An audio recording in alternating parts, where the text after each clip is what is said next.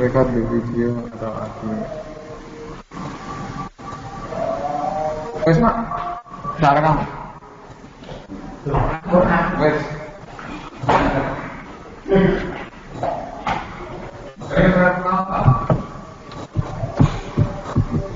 Di balen ini piye balen rekam?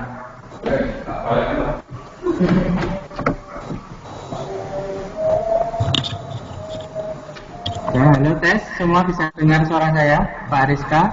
Bisa Pak. Putus? Bisa. Oke, jelas ya?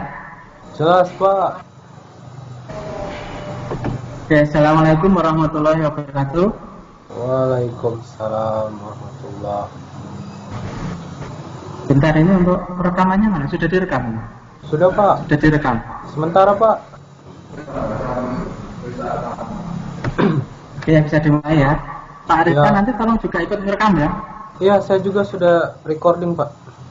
Oh ya, oke. Kita mulai tentang proposal pembangunan aplikasi akuntansi pada Stikes Bakti Mulia Pare, Pare Kediri. Nah, ini kenapa kita memilih sebuah institusi dari kesehatan? Karena adanya perbedaan yang sangat menyorot dari segi pembiayaan untuk operasionalnya. Di kesehatan itu tentu lebih berfokus pada untuk praktikumnya. Jadi beberapa praktikum harus di rumah sakit, beberapa kemudian di klinik dan sebagainya, sehingga memerlukan sebuah program untuk istilahnya mempermudah untuk pembangunan tentang pembentukan tentang keuangannya. Jadi nanti untuk proposal ini ya kita ajukan ke Stikes Bakti Mulia Pare. Nah, ini ada kesalahan sedikit, ini adalah Stikes Bakti Mulia Pare ya. Nah, di sini ada anggota kelompok yaitu Harso Kurniadi sebagai ketua, Rizka Abdullah, kemudian Putus Praningki. Kita masuk ke latar belakang. Dari latar belakang dengan perkembangannya teknologi informasi dalam meningkatkan proses bisnis perusahaan bidang jasa, tadi saya jelaskan di muka. Ini fokus ke kesehatan ya. Jadi kita akan bikin sebuah program akuntansi keuangan di institusi kesehatan yang ada di Kediri. Untuk targetnya yaitu Stikes Bakti Mulia Pare. Rumusan masalahnya adalah kegiatan proyek pembangunan aplikasi akuntansi ini membentuk sebuah aplikasi yang dapat digunakan untuk manajemen, mengelola, dan menginformasikan arus keuangan.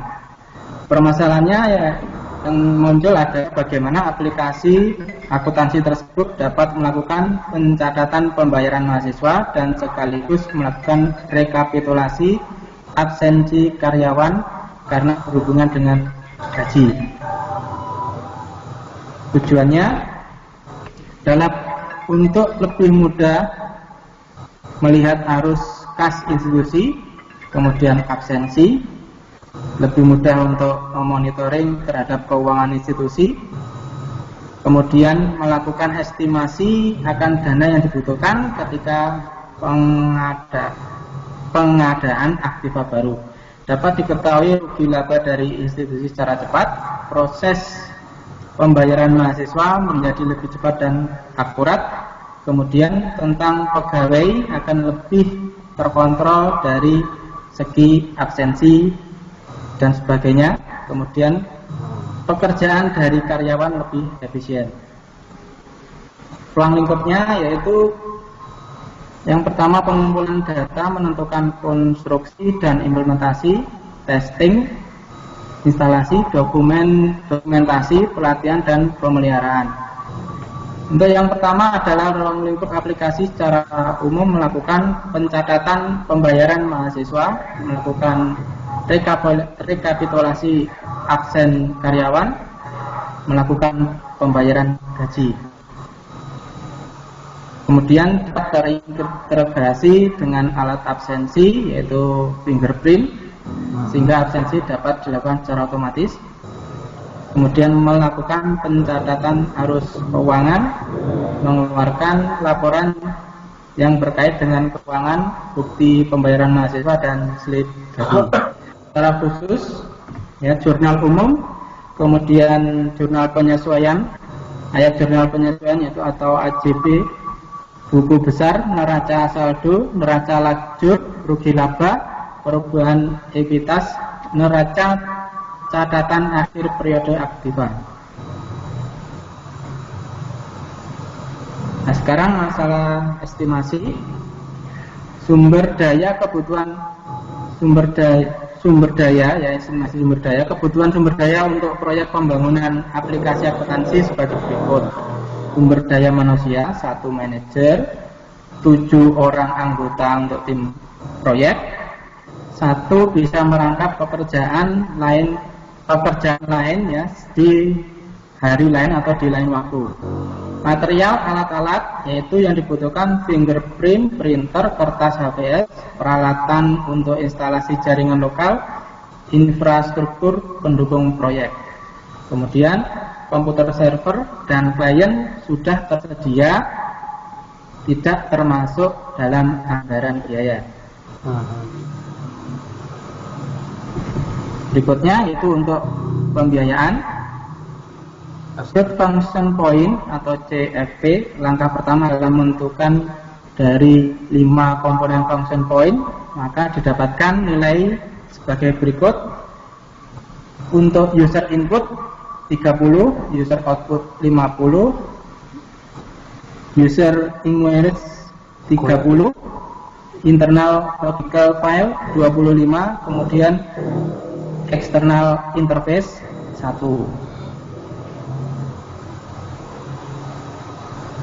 Dalam bentuk tabel user input secara sederhana, yang sederhana jumlahnya adalah 10, rata-rata 14, kompleks jumlahnya 6, untuk totalnya adalah 122. Output yang sederhana ada 10, kemudian rata-rata ada 8, kompleks ada 12, totalnya 164, kemudian dan seterusnya sesuai dengan tabel yang ada di sini. Total keseluruhan dari function point itu ada 755.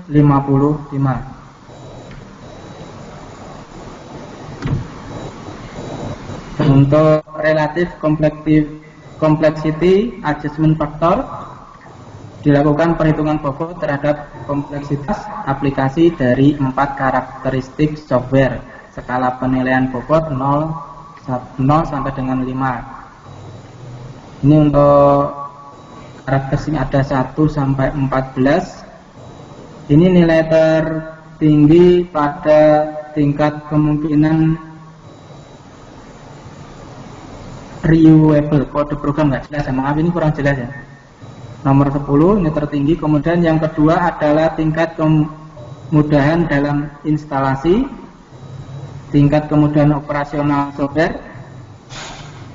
Untuk total keseluruhannya adalah 52. Ini untuk perhitungan function point-nya. Dari function point didapatkan 883,5. Kemudian biaya per jamnya 120.000 dengan asumsi satu taks dikerjakan 3 sumber daya dengan biaya per ya. Gimana? Biayanya itu bukan 120 melainkan 105. Yang ini 105 ya.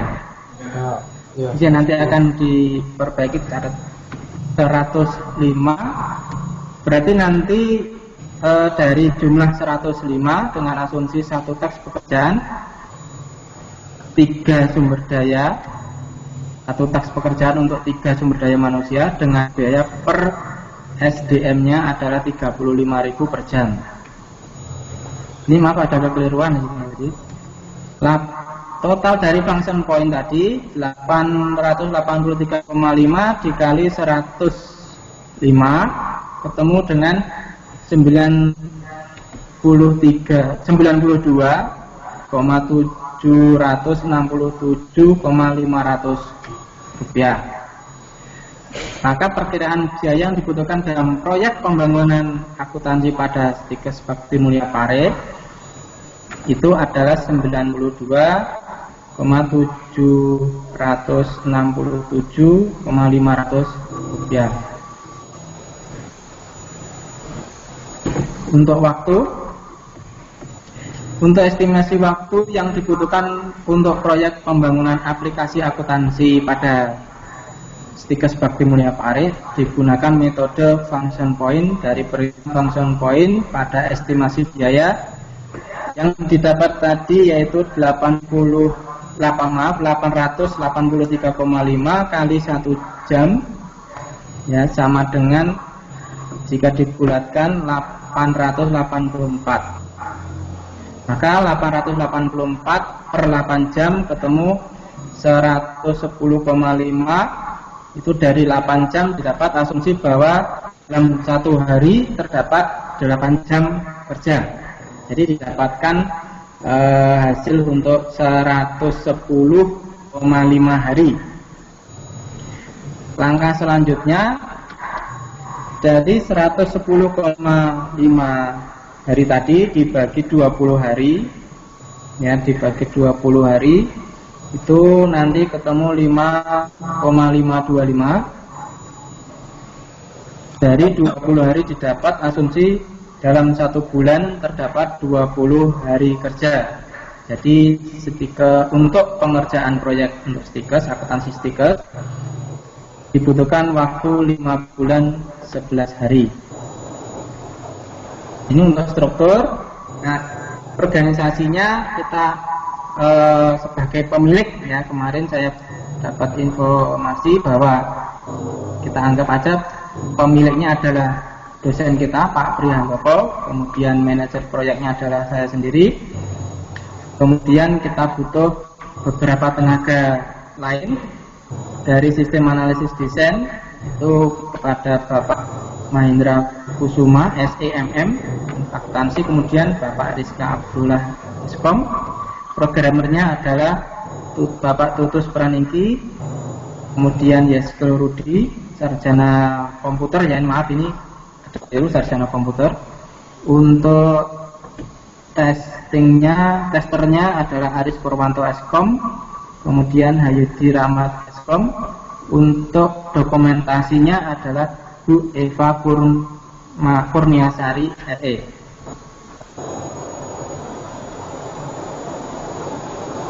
Untuk WBS-nya, di sini kurang jelas ya untuk desain dari yang saya upload terlalu kecil. Ya, halo. Mungkin ada pergantian presentasi bagian dari sini. Ya, langsung ganti ya.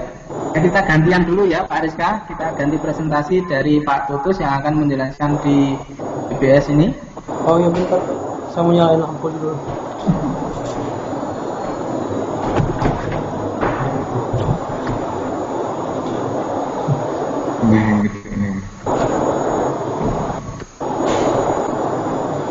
Ya, untuk rincian pekerjaan atau WBS,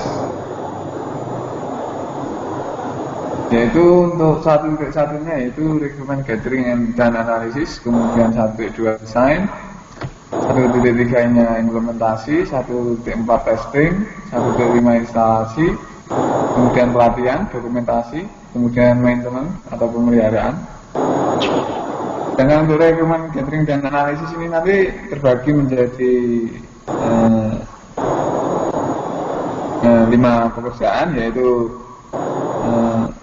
pembahasan dengan manajemen bakti mulia, kemudian wawancara dengan pengguna, kemudian nanti kerjaan selanjutnya itu usability testing, kemudian selanjutnya juga analisis sistem dan analisis sistem akuntansi, kemudian rumusan tujuan proyek, dan kemudian pendokumentasian untuk rekening catering dan analisis. Kemudian untuk desain nanti terbagi menjadi tiga pekerjaan, itu untuk desain sistem infrastruktur, kemudian desain aplikasi.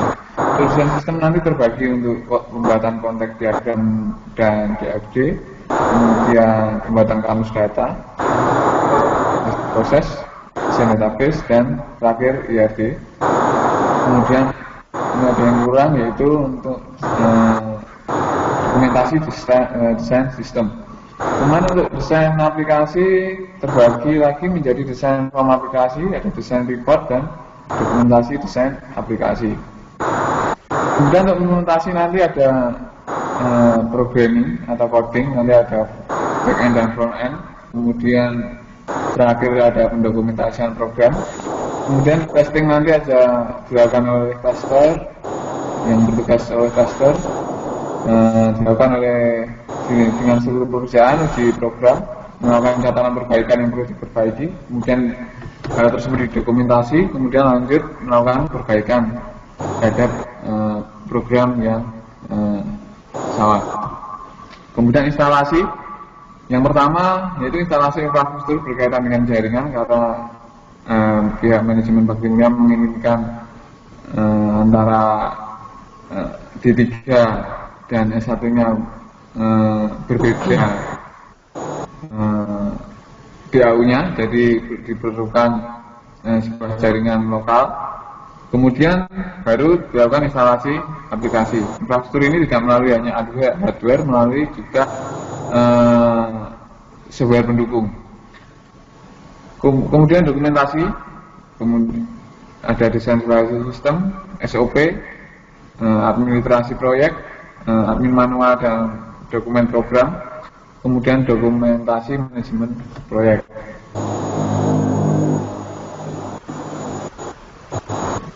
Kemudian untuk jadwal proyek, untuk pengerjaan proyek menggunakan aplikasi akuntansi pada Situs Bakti Mulia Kediri diperlukan waktu 86 hari sampai dengan selesainya, kemudian ditambah 20 hari untuk maintenance atau perawatan, kemudian setelah 5 hari untuk kepentingan rapat, baik itu tim maupun nanti melibatkan pemangku atau manajemen dari Bakti Mulia Pakai Kediri, sehingga total waktu yang diperlukan adalah 111 hari kerja, dengan asumsi bahwa dalam satu minggu itu terdapat 5 hari kerja, yaitu Senin sampai Jumat. Kemudian untuk satu hari ada 8 jam 8 sampai jam 12, kemudian istirahat, dilanjutkan lagi jam 1 sampai jam 5 sore.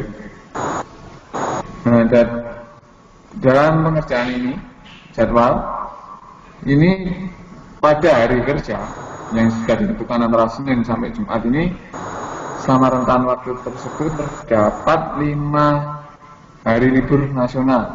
Ini ada daftarnya, ada 8 Februari, 9 Maret, 25 Maret, 5 Mei, dan 6 Mei 2016.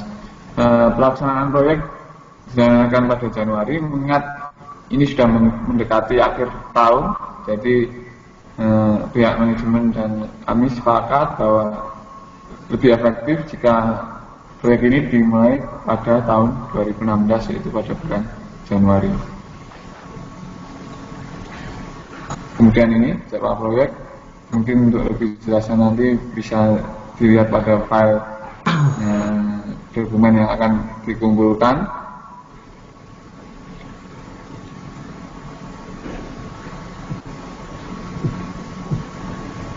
Kemudian untuk rencana anggaran belanja, tarif tenaga kerja dihitung per jam disesuaikan dengan level task atau tugas. Berikut level.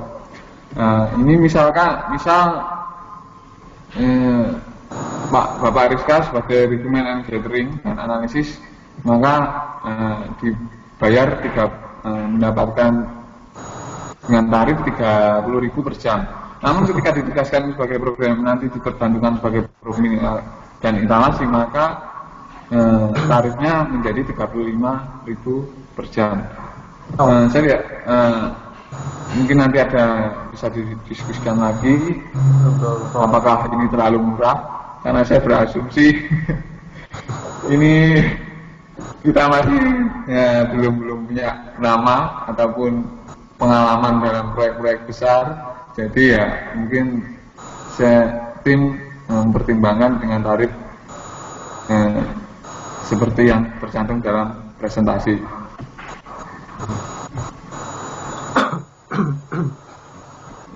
Kemudian metode penghitungan tarif tenaga kerja per SDM sebagai berikut. Jika dia max unitnya 100, berarti dia dipekerjakan dalam waktu 1 hari kerja, yaitu 8 jam.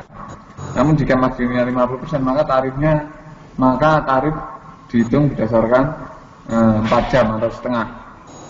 Nah, metode pembayaran tenaga kerja menggunakan metode prorated, yaitu gaji diberikan berdasarkan presentasi pekerjaan itu diselesaikan. Misalkan pekerjaan coding sudah menyelesaikan 60%, maka sumber daya manusia yang ditugaskan dalam melakukan implementasi, maka dari total biaya dia dikali 60%. Semuanya itu tergantung berapa persen pekerjaan itu diselesaikan. Dan dari penghitungan nanti untuk rinciannya dapat disampaikan melalui dokumen yang nanti akan dikumpulkan pada akhir perkuliahan. Dan untuk total biaya untuk tenaga kerja yang dibutuhkan adalah 64.480. Kemudian untuk biaya material lainnya nanti juga dirincikan, itu total 14 juta. Jadi total perkiraan untuk total biaya perencanaan anggaran belanja yaitu 78.480. Mungkin bisa Pak Rizka melanjutkan? Oh ya, jelas selesai Pak, kedengaran? Ya, kedengaran Pak. Oke, saya lanjut ya. Dari RAB kemudian kita menuju ke manajemen proyek. Di dalam manajemen proyek ada beberapa hal yang berkaitan dengan kelancaran proyek, tentang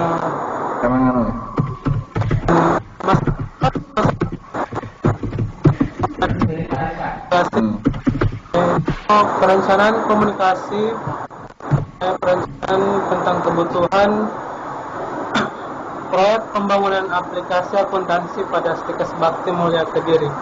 Jadi komunikasi tidak diharuskan secara formal, tapi secara terbuka dan dicantumkan secara dokumennya itu dicantumkan pada lampiran 1 di dokumennya. Terus yang kedua ada proses manajemen komunikasinya tentang meeting, pendistribusian agenda meeting selambat-lambatnya itu 1 hari sebelum pertemuan. Terus di dalam meeting tentu ada materi-materi. Jadi distribusi materi meeting yaitu berupa agenda serta informasi, lokasi dan juga waktu. Itu semua didistribusikan di situ. Terus jadi setiap anggota yang terdiri di project ini harus ikut wajib meeting ya. Terus manajer proyek juga terutama Pak Harsa, jadi menunjuk seseorang untuk melakukan dokumentasi meeting atau notulensi. Terus meeting hanya membahas hal yang berkaitan dengan proyek pembangunan aplikasi akuntansi pada Stikes Bakti Mulia Kediri. Jadi tidak ada gosip di meeting. Selanjutnya untuk kelancaran proyek itu ada yang namanya manajemen perubahan, di mana kalau terjadi terjadi requirement dari project owner yang ingin dirubah, maka ada prosedurnya dan diatur pada manajemen perubahan. Jadi setiap modifikasi yang telah disetujui ataupun perubahan pada jadwal dan biaya proyek harus mengacu pada prosedur yang ada. Dan juga kemudian setiap anggota tim berhak untuk melakukan pengajuan perubahan jika memang diperlukan. terutama berkaitan dengan perubahan yang akan mempengaruhi jadwal ruang lingkup kerja. Nah, sementara manajemen yang terakhir, ini cara perubahannya yaitu untuk mengajukan cara perubahan. Yang pertama dilakukan dengan pengisian form, terus pengajuan diajukan kepada manajer proyek dari form itu. Yang terakhir monitoring, sistem monitoring perubahan. Jadi ini berguna untuk memonitor track aplikasi kita sejauh mana berjalan. Apabila permintaan perubahan telah disetujui, maka pekerjaan segera dapat dimulai. Terus manajer proyek berkewajiban melakukan perubahan jadwal proyek atau rencana kerja guna mengakomodasi perubahan yang telah disetujui.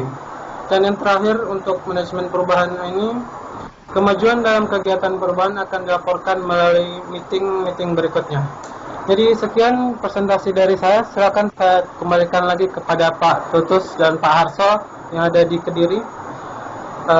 Sekian dari Gorontalo. Terima kasih Pak Ariska.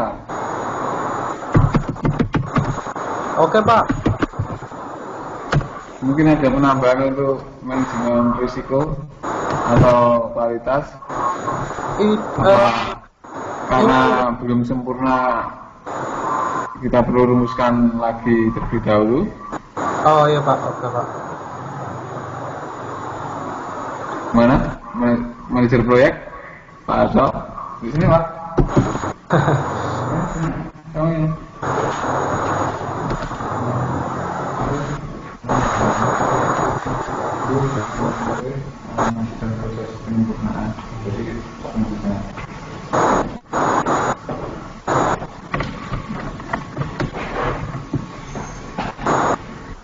Halo, tes. Masalah tadi manajemen proyek dan manajemen risiko. Oh iya, belum ya. Kualitasnya memang belum istilahnya belum bisa kita pastikan mungkin ya setelah ini mungkin kita perbaiki lagi. Kita juga belum istilahnya kita ngepikan di pihak dari institusinya di kesehatan sana. Nah, untuk sementara memang masih belum. Mungkin ada tambahan atau yang kurang jelas dari Pak Ariska, mungkin ada tambahan. Pak, saya antara RAB dengan estimasi itu ketemunya di mana Pak ya? Kan ada RAB, ada gimana? Ada RAB, ada estimasi, itu ketemunya di mana? Kira-kira bagaimana enaknya? RAB dan estimasi ya?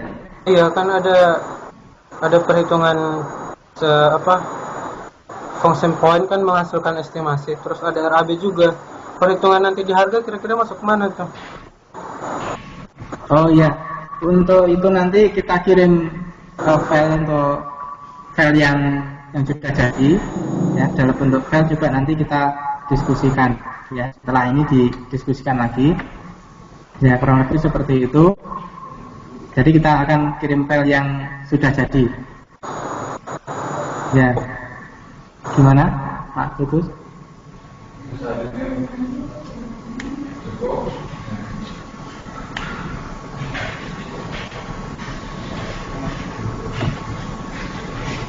Sudah bisa saya stop Pak rekamannya? Sudah? Gimana? Saya stop rekamannya Pak ya? Halo Pak?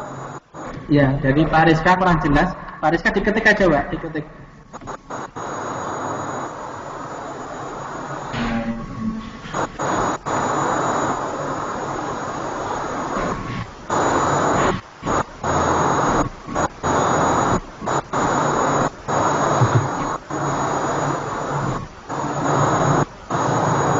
Oke, ya wes, ya stop dulu, nanti kita bahas selanjutnya. Ya, ini untuk presentasi yang akan dikirim ke Pak Priyanto. Sudah, kita stop dulu. Demikian presentasi dari kelompok kami ya. Sekian, assalamualaikum warahmatullahi wabarakatuh. Waalaikumsalam warahmatullahi wabarakatuh.